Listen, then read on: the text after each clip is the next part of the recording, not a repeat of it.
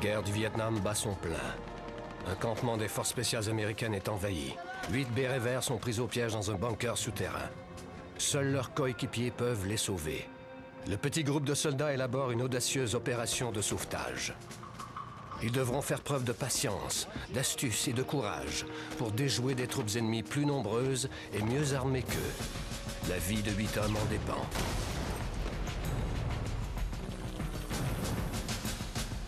En cette ère de violence, des 4 coins du globe, une nouvelle race de guerriers naît. Armés jusqu'aux dents et ayant subi une formation sans pareille, ces hommes d'exception triés sur le volet doivent remplir des missions secrètes où leur vie est souvent en jeu. Voici les dangereuses missions spéciales de ces commandos.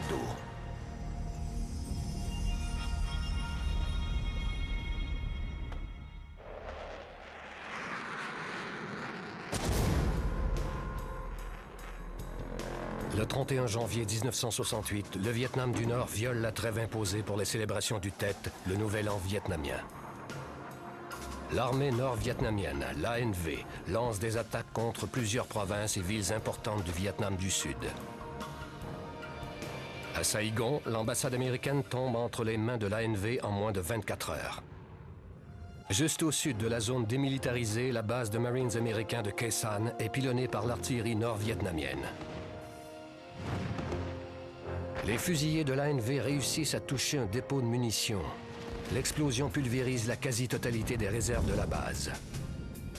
Le président Lyndon Johnson refuse d'abandonner ce point stratégique. Si l'ANV s'empare de Khe Sanh, ils pourront traverser la zone démilitarisée et poursuivre leur incursion jusque dans les régions peuplées de la côte sud-vietnamienne. Les 6600 Marines en poste à Khe Sanh reçoivent l'ordre du président de se préparer à l'une des plus importantes batailles de cette guerre. Le petit camp de Lang Ve se trouve sur la route de l'armée nord-vietnamienne.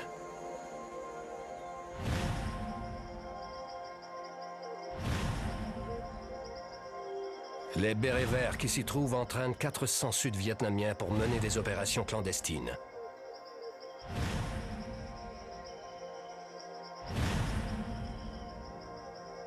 Franklin Dooms est alors opérateur radio à Lang Ve. Nous devions former autant de soldats que nécessaire. On a commencé par entraîner une dizaine d'hommes et fini par en entraîner des milliers. Les bérets verts combattent aux côtés des soldats sud-vietnamiens de la garde de la défense civile irrégulière. Les soldats sud-vietnamiens défendent leurs terres et leurs familles contre l'ANV.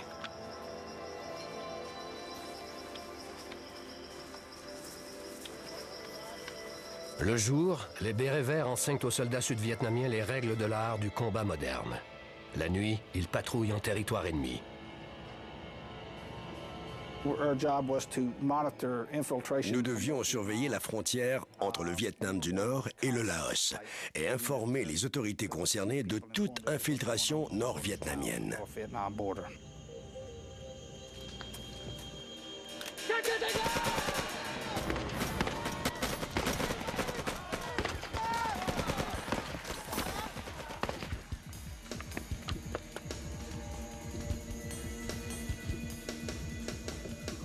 Le danger guette les patrouilleurs à tout moment. Ils risquent la capture quand ce n'est pas la mort. Le sergent Richard Allen était alors médecin en poste à Lang Ve. Chaque jour, nos patrouilles rencontraient des troupes nord-vietnamiennes. Elles étaient partout. Pas un jour ne passait sans qu'il y ait un affrontement avec l'ANV. L'importance stratégique de la base et la nature clandestine de ces opérations font de Lang Ve une cible prioritaire pour l'ennemi. Le lieutenant Paul Longrear y a été posté à 2 reprises. Lang Ve était reconnu pour ses missions de reconnaissance en territoire secret ennemi.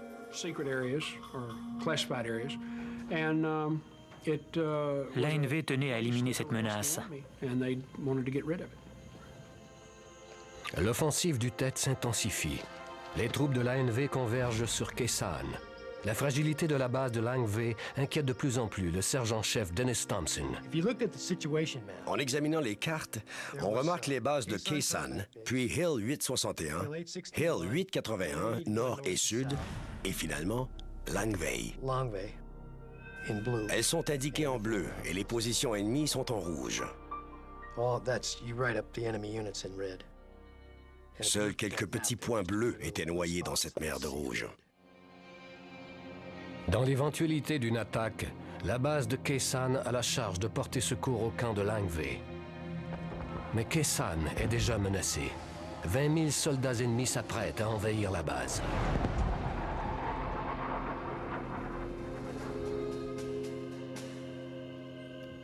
Le camp de Langvey est sur le pied d'alerte. Le sergent Thompson patrouille le secteur avec des soldats sud-vietnamiens. Dans les eaux de la rivière Haiphong, située à quelques kilomètres du camp, ils font une découverte qui changera le cours de la guerre. Nous avons remarqué des ponts sous-marins à environ 15 cm sous la surface de l'eau. Ils étaient faits de roches empilées, mais ils étaient assez solides pour permettre à des véhicules lourds de traverser. Thompson se met à la recherche de traces. Il veut découvrir quel véhicule emprunte ce pont. Sur la rive, il remarque des empreintes laissées par un char d'assaut. Cette constatation est lourde de sens.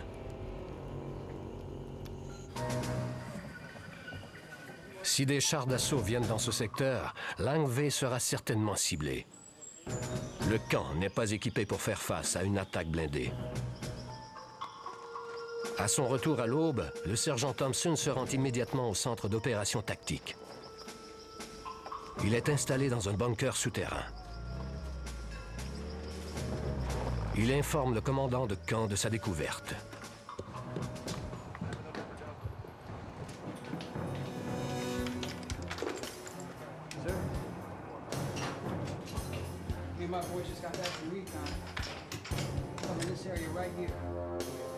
La nouvelle surprend son supérieur, le capitaine Frank Willoughby. En 20 ans de conflit, les Nord-Vietnamiens n'ont jamais fait usage de chars d'assaut.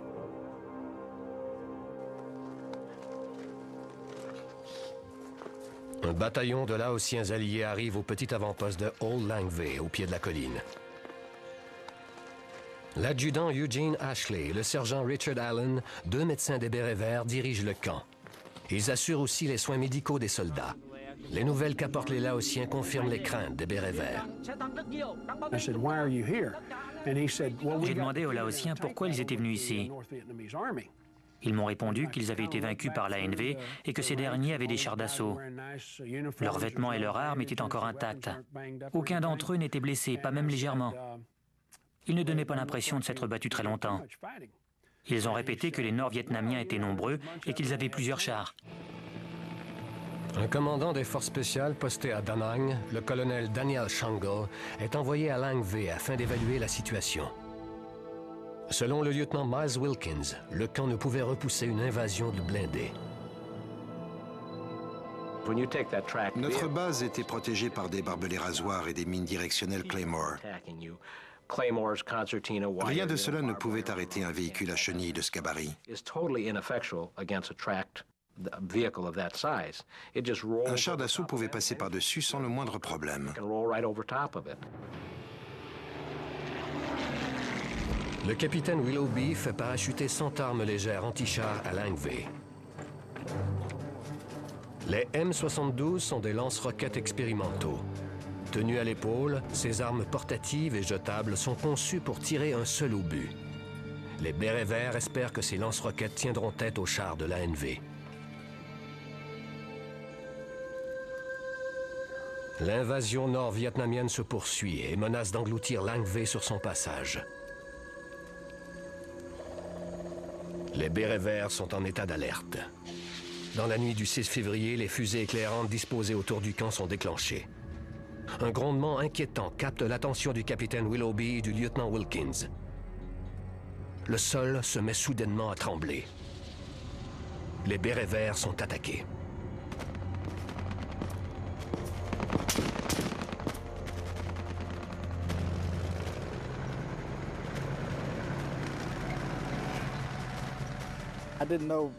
J'ignorais ce qui se passait, mais nous pouvions voir des projecteurs dans les bois, ce qui n'était jamais arrivé auparavant. L'ANV avance à un rythme effarant derrière des chars d'assaut soviétiques. D'habitude, les Nord-Vietnamiens ont plutôt recours à des tactiques de combat de brousse. La fusillade sonne l'alerte à l'avant-poste de Old Lang Vey. Les sergents Ashley et Allen se mettent en position. Malgré les 2 kilomètres qui les séparent, ils voient que le camp est en difficulté.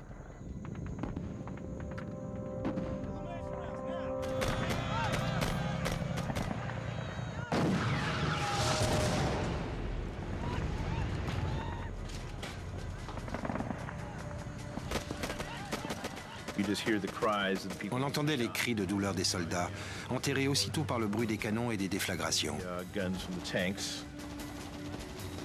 C'était l'enfer, comme celui de Dante.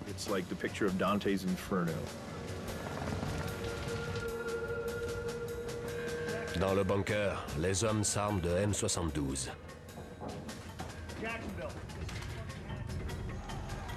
Les blindés envahissent le camp. Le lieutenant Longrear vise l'un des chars avec un M72, mais il constate qu'il ne fonctionne pas. Il craint que les lance-roquettes n'aient été endommagées lors du parachutage.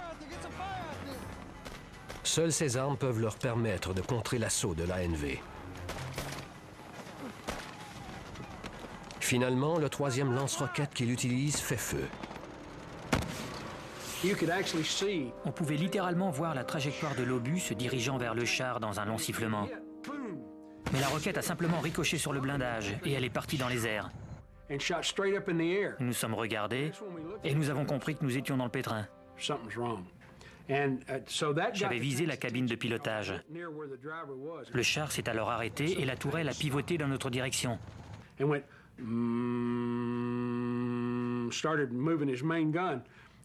Il était temps de sortir du bunker.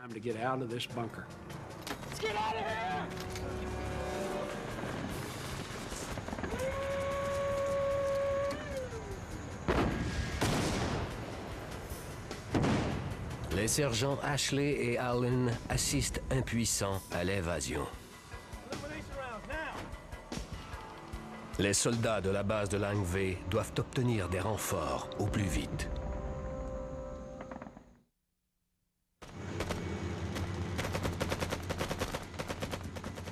Le 6 février 1968, des chars d'assaut ennemis attaquent le camp américain de Lang Vey, situé à la frontière nord-est du Vietnam. Franklin Dooms demande des renforts à la base de Marines de Khe Sanh. Le nom de code de Khe Sanh est Jacksonville.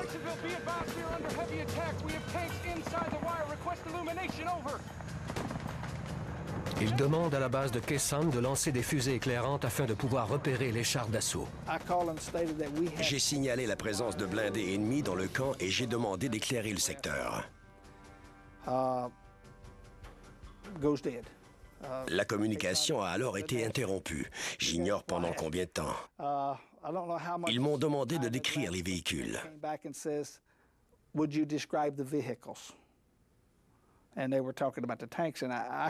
Je ne savais trop quoi dire. J'ai répété qu'il s'agissait de chars d'assaut et que nous avions besoin d'éclairage.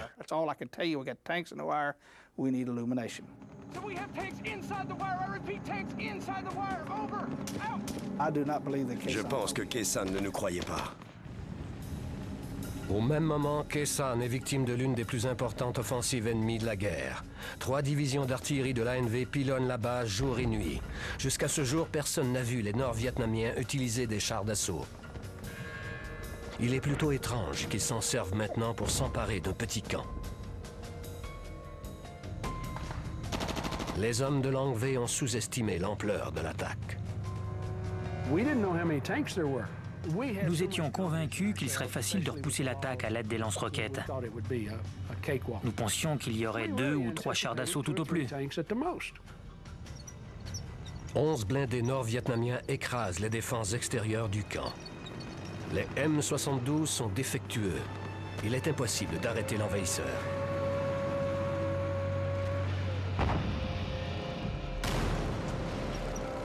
We never expected that many of them. Ils étaient beaucoup trop nombreux. But the tanks just overwhelmed us.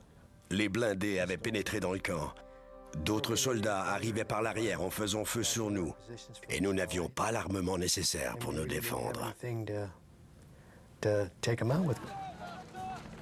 Les soldats nord-vietnamiens s'emparent rapidement de la base.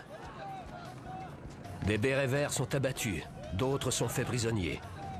Les troupes sud-vietnamiennes sont décimées à un rythme affolant.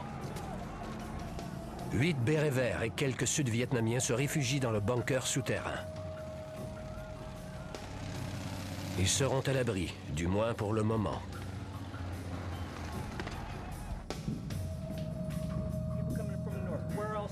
À l'intérieur, le capitaine Willoughby et ses hommes tentent de s'organiser.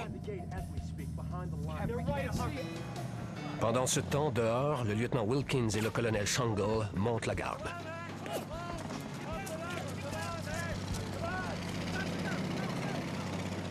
Le colonel est arrivé au camp quelques jours plus tôt pour annoncer la présence de blindés dans le secteur.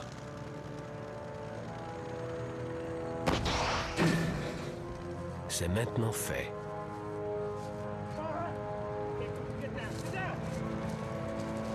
Les lance-roquettes ne fonctionnent toujours pas. Les hommes doivent utiliser leurs grenades.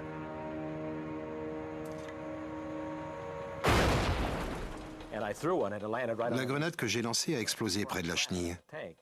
Le char n'a pas été endommagé, mais le pilote semblait plutôt agacé. Shangle et Wilkins sont à la merci du blindé.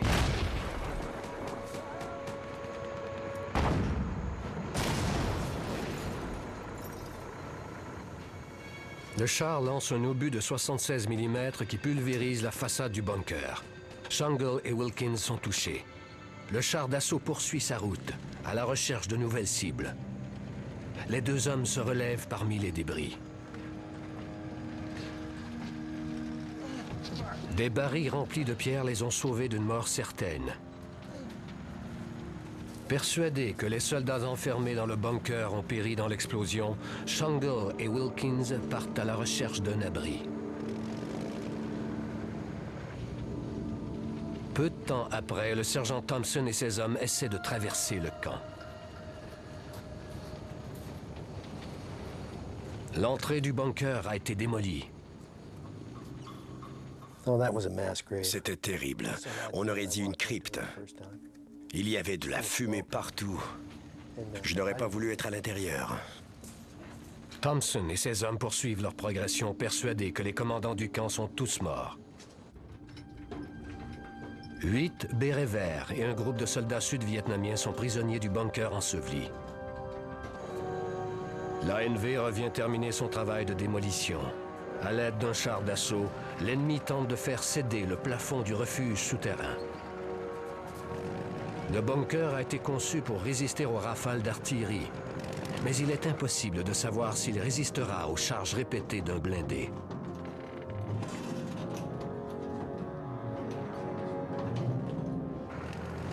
L'antenne radio est écrasée. Les soldats piégés à l'intérieur du bunker ne peuvent plus communiquer avec la base de Khe Sanh. Ils sont désormais coupés du reste du monde.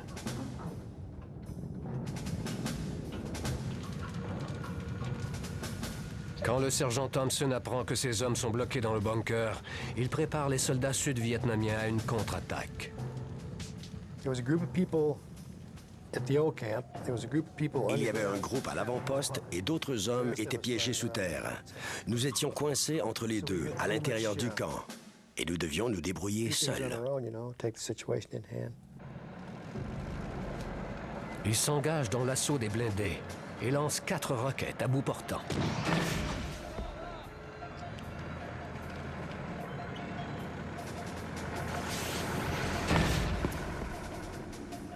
Le char d'assaut poursuit sa route.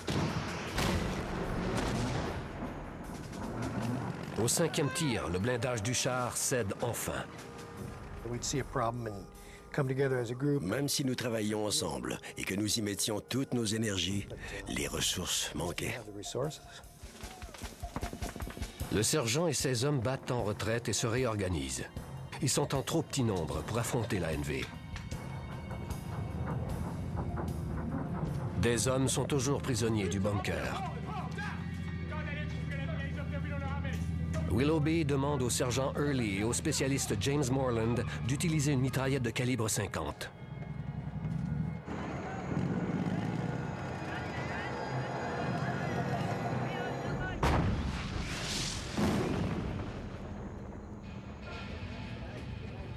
Les deux bérets verts sont alors touchés.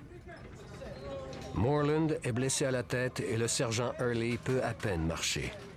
Dans le bunker, les fournitures médicales sont limitées et il est impossible d'évacuer les deux blessés. Ils devront tenir jusqu'au matin.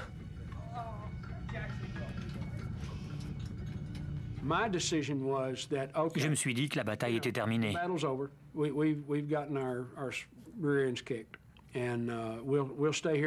Nous avions souffert, mais le lendemain, nos avions viendraient bombarder l'ANV et ils n'auraient pas d'autre choix que de partir. Il nous fallait juste tenir bon et attendre. Les bérets verts installent la mitrailleuse au bas des marches et la pointent en direction de l'unique entrée du bunker. Malheureusement, l'ANV semble déterminée à les achever. Le commandant du bataillon, le lieutenant Min, ordonne à ses troupes de lancer des grenades incendiaires dans le bunker.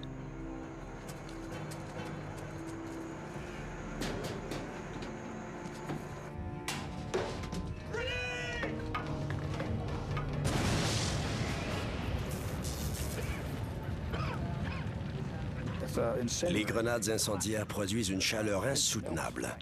Elles peuvent même traverser un moteur de part en part, tant elles sont brûlantes. Le feu fait rage dans le petit bunker. Les bérets verts mettent le plan d'urgence en branle. Ils brûlent les documents secrets et l'équipement de codage. Il n'y a pas que des vies qui sont en jeu. Il aurait été désastreux qu'ils mettent la main sur la liste de nos agents doubles. Cela aurait mis en péril la vie de ces villageois qui nous donnaient de l'information. Ils les auraient retracés et les auraient aussitôt assassinés.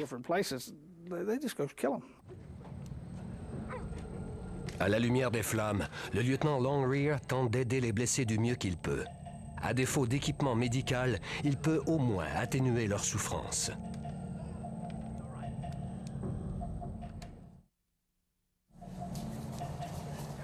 Au Vietnam, le camp de Lang V fourmille de soldats nord-vietnamiens.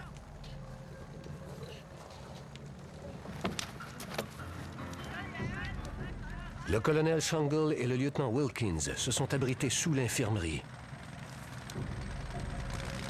Ils ne peuvent rien pour les hommes prisonniers du bunker.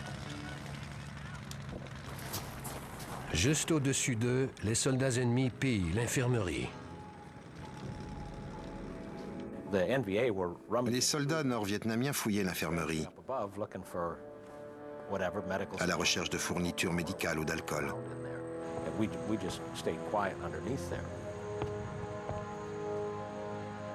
Et marchaient à seulement quelques centimètres au-dessus de nos têtes.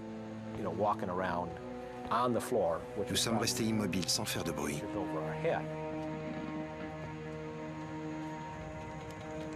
Après quelques minutes interminables, les soldats nord-vietnamiens sortent enfin de l'infirmerie. L'abri souterrain est fait de béton et d'acier, ce qui empêche le feu de se propager. Les bérets verts doivent cependant endurer la fumée et la chaleur intense. Les grenades incendiaires n'ayant pas donné les résultats escomptés, le lieutenant Min ordonne à ses soldats de lancer des bombes lacrymogènes dans le bunker.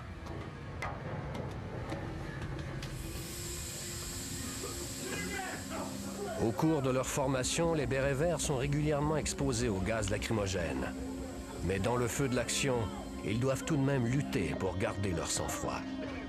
Les soldats sud-vietnamiens sont quant à eux terrifiés, car c'est leur premier contact avec le gaz.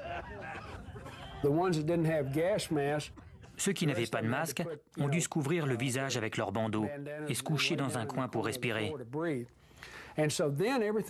Puis tout s'est calmé et nous avons entendu les soldats de l'ANV crier « Rendez-vous, ou nous ferons tout sauter et nous vous tuerons ». Les soldats sud-vietnamiens paniquent. Ils sortent du bunker et se rendent à l'ennemi. Je ne sais pas trop ce qui s'est passé à l'extérieur. J'ai entendu des coups de feu, des gens discuter et des cris. Les Sud-Vietnamiens sont abattus. Des 8 bérets verts qui restent, l'un d'eux est gravement blessé et à peine conscient.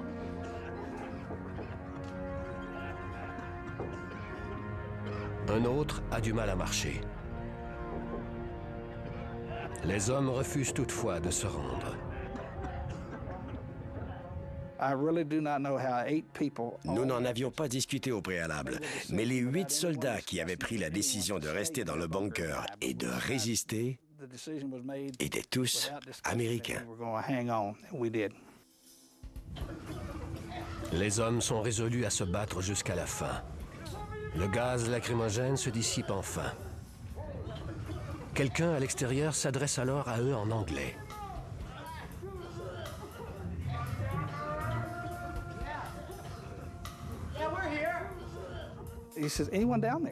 Quelqu'un a demandé s'il y avait des gens dans le bunker.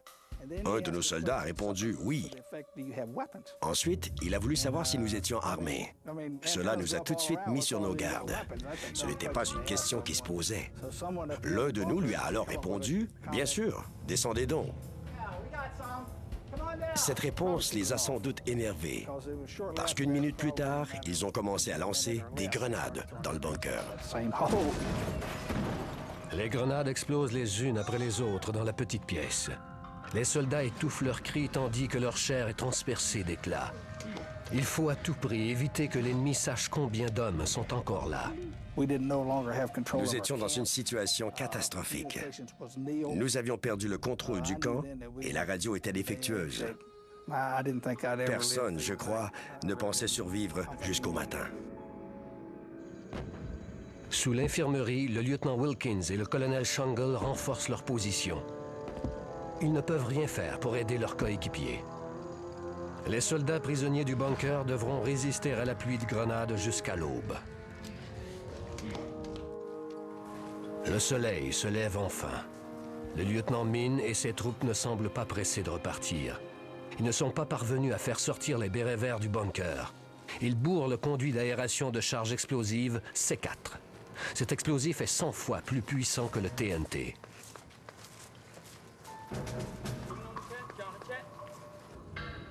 Les bérets verts entendent l'ennemi travailler, mais ils ignorent ce qu'ils font. Il y avait un cliquetis étrange, comme si quelqu'un creusait un trou avec une barre de métal. J'ai cru qu'il réparait un char d'assaut à cause du bruit métallique.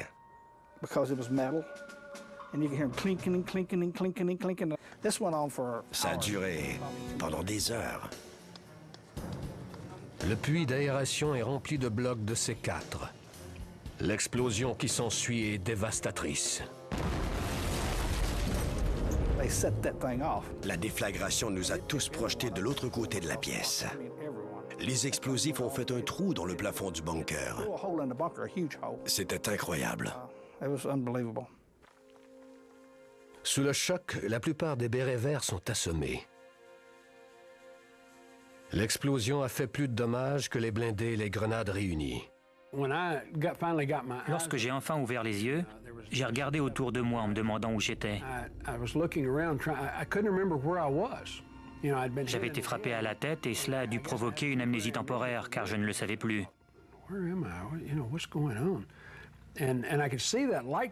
Quand j'ai aperçu le faisceau de lumière, je suis revenu à moi.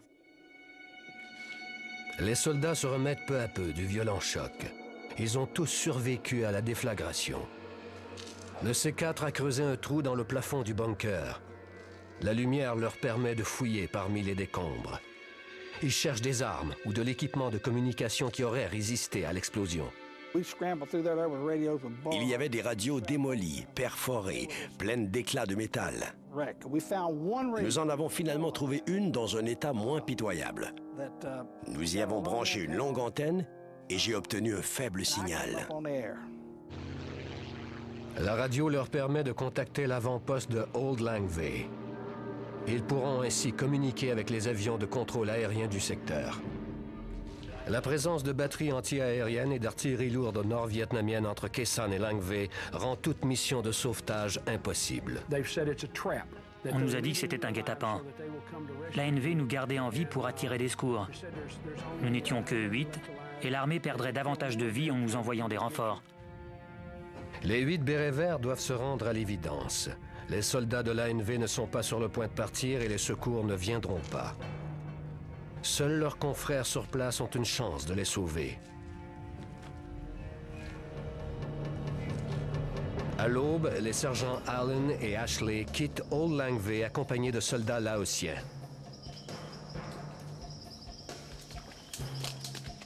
Les conversations entre le bunker et l'avant-poste redonnent de l'espoir aux soldats piégés.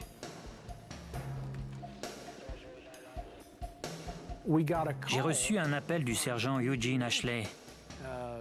Il m'a dit qu'il était avec des Laotiens et qu'il tentait de venir à notre rescousse.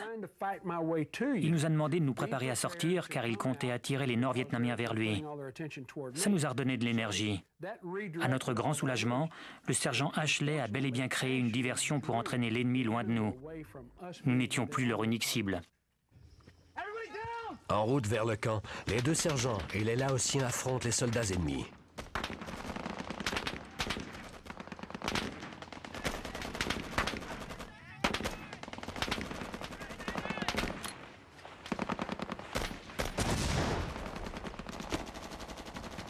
Ils s'apprêtent à entrer dans le camp quand ils constatent que les Laotiens les ont désertés. Les 2 bérets verts battent en retraite sous une pluie de projectiles. Malgré le contretemps, les soldats du bunker s'accrochent en entendant le combat. J'entendais des coups de feu. On nous a dit « nous allons revenir ». Ashley retourne à l'avant-poste.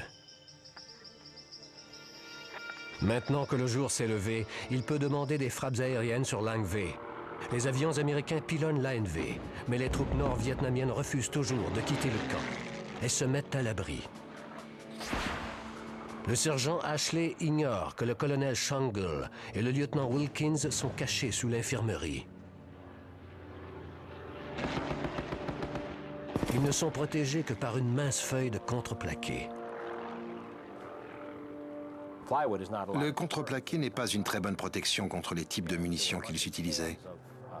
En plus, il y avait plusieurs barils de chasse-moustiques à base de pétrole sur le côté du bâtiment. Nous avions peur qu'un projectile les atteigne et provoque une explosion. Nous avons donc décidé de quitter l'endroit. Les 2 hommes courent vers Old Langvey. Quant au sergent Thompson, il se trouve de l'autre côté du camp. Les soldats de l'ANV sont partout. Thompson tente de rejoindre le sergent Ashley. Nous avons tenté de nous rendre à l'avant-poste en contournant la colline, mais des pelotons de l'ANV occupaient tout le secteur. Nous avons bien vu que le sergent Ashley et les autres tentaient de se frayer un chemin jusqu'au bunker, mais nous n'avons pas pu les rejoindre à temps.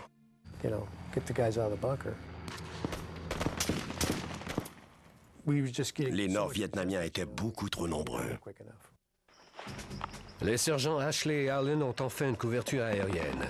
Ils en profitent pour lancer une deuxième contre-attaque. Comme Ashley a une femme et une petite fille, Allen insiste pour se mettre devant lui et le protéger. Je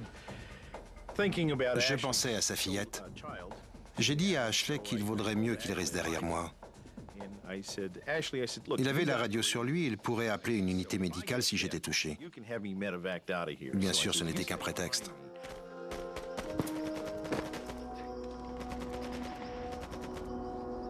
Je me suis baissé pour remplacer le chargeur de ma mitraillette et j'ai entendu le sifflement d'une balle frôler mon oreille.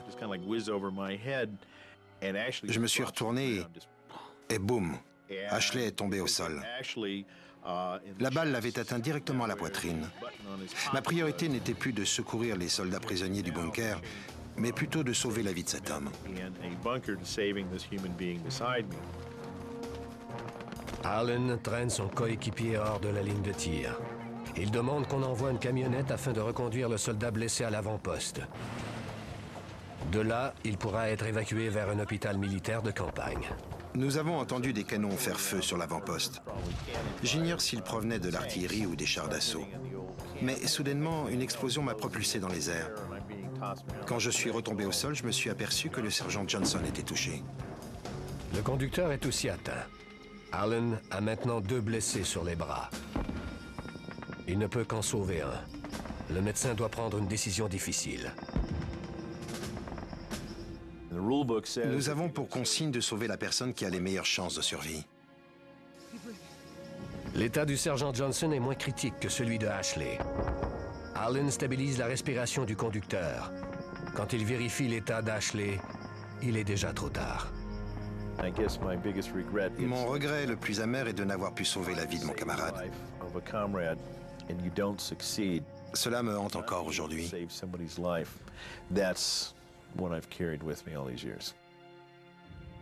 Le sacrifice du sergent Ashley porte un dur coup à ses coéquipiers prisonniers du bunker. Sans lui, Allen ne peut aller les secourir. Encore une fois, les bérets verts sont à la merci de l'ennemi.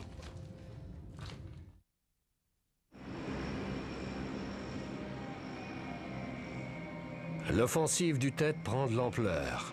Une flotte de bombardiers B-52 américains et d'avions de frappe est déployée à Khe Sanh. Ils bombardent l'ANV sans relâche, décimant les troupes d'invasion. À 10 km de là, une unité de blindés ennemis occupe toujours le camp américain de Lang Vei. 8 bérets verts sont prisonniers du bunker souterrain. Ils sont tous blessés, et l'état de certains d'entre eux est critique. Le général William Westmoreland se pose à Da Nang. Le commandant américain autorise le déploiement d'un soutien aérien à Lang Vei, ainsi que l'envoi d'hélicoptères d'évacuation de troupes. Le colonel Shangle et le lieutenant Wilkins atteignent finalement l'avant-poste. Le colonel commande alors des frappes aériennes sur Lang Vei. Il doit faire vite, car les hommes du bunker manquent de temps.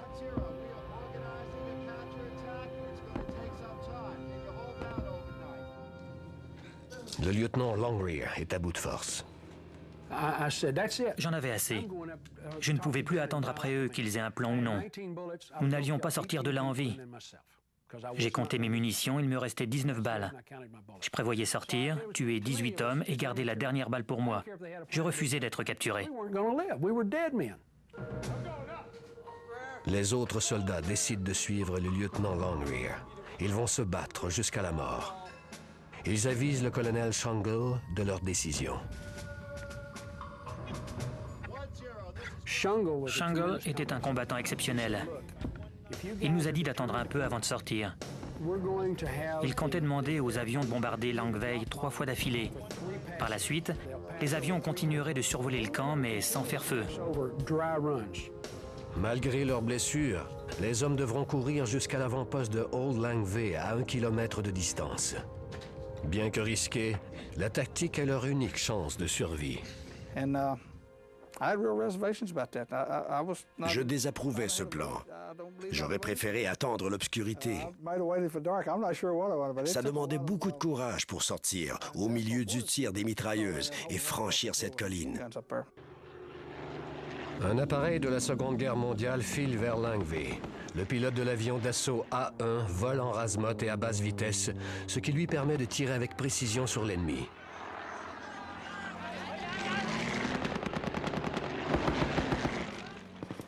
L'avion bombarde et mitraille le camp à 3 reprises.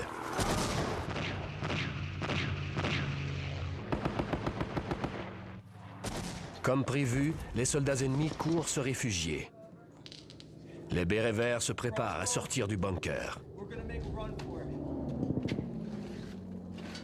Leurs chances de franchir la colline sont minces. Les blessés graves ont besoin d'aide pour marcher. Malheureusement, Moreland a succombé à ses blessures. L'avion entame son premier survol, sans faire feu. Les bérets verts vont bientôt sortir. Le lieutenant Longrear prend la tête du peloton. Je cherchais les soldats ennemis sur le terrain, lorsque j'ai entendu cet avion plonger. Les A1 sont très lents et volent à basse altitude. En levant les yeux, j'ai croisé le regard du pilote.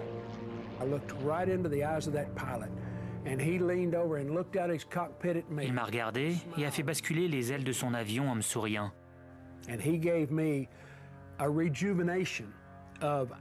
Ça m'a redonné espoir. Je n'étais pas encore condamné à mourir.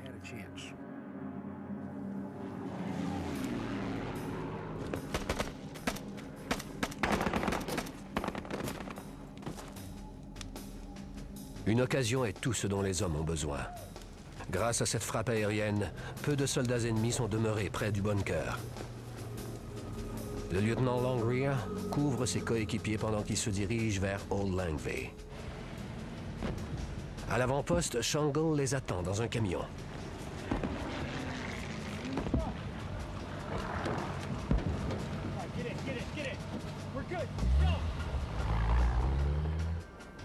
Les soldats se pressent pour atteindre le terrain d'atterrissage où des hélicoptères les attendent.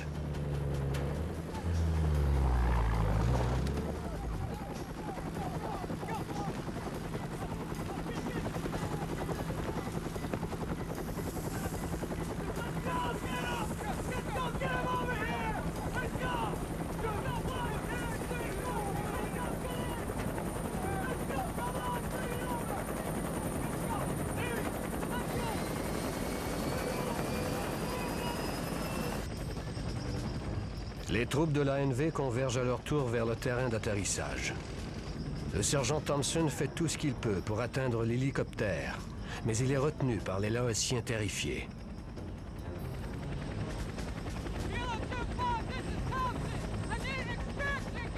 Ces derniers veulent être évacués, même si les hélicoptères sont pleins.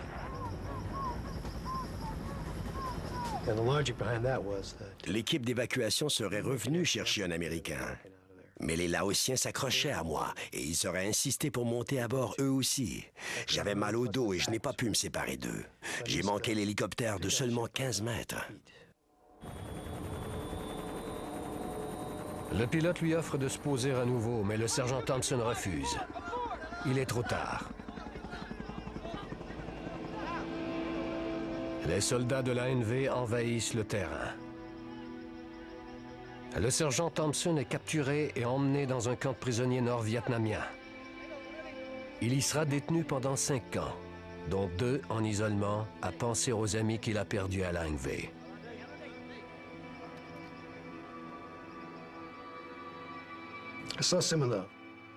Il y avait là quelques-uns des meilleurs soldats qu'il m'ait été donné de connaître. Cela a été un point tournant dans ma vie. C'est étrange, mais d'une certaine manière, je suis content d'y avoir été. Et je vais sûrement m'en rappeler pour le reste de mes jours. Les 2 camps ont payé cher la bataille de Langvey. Aucun homme sur cette colline n'a déserté. Nous étions 8 dans ce bunker, sans réel moyen de résistance. Nous avons survécu au gaz, aux grenades et aux charges de démolition. Nous avons persisté, car c'est dans notre nature. La détermination des bérets verts leur a sauvé la vie.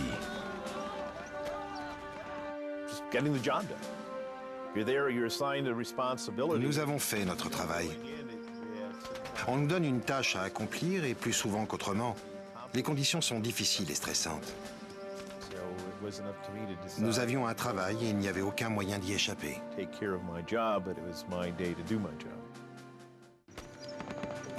7 des 24 bérets verts postés à Langvey sont tués ou manquent à l'appel. 3 autres sont emprisonnés. 14 soldats réussissent à prendre la fuite. Plus de 200 Sud-Vietnamiens et Laotiens sont morts au combat. « 37 000 Nord-Vietnamiens périront au cours de l'offensive du Tet. De ce nombre, plusieurs étaient des combattants d'élite ou des organisateurs politiques des Viet Cong. De nombreux autres ont été blessés ou capturés. Ils ont compris qu'ils n'étaient pas de taille à affronter une armée de soldats professionnels, capables de surmonter leur peur. Ils n'ont pas pu vaincre l'esprit endurci du combattant professionnel. Les soldats américains qui ont combattu pendant l'offensive du Tet n'ont pas oublié la leçon apprise lors de l'invasion. Dans les forces spéciales, on dit qu'on ne peut réellement vivre qu'après avoir frôlé la mort. Tant qu'on est en sécurité, on ne peut pas apprécier la richesse d'une vie. Le danger vous apprend sa réelle valeur. Pour les bérets verts qui ont survécu à la bataille de Langve, la vie a pris tout son sens.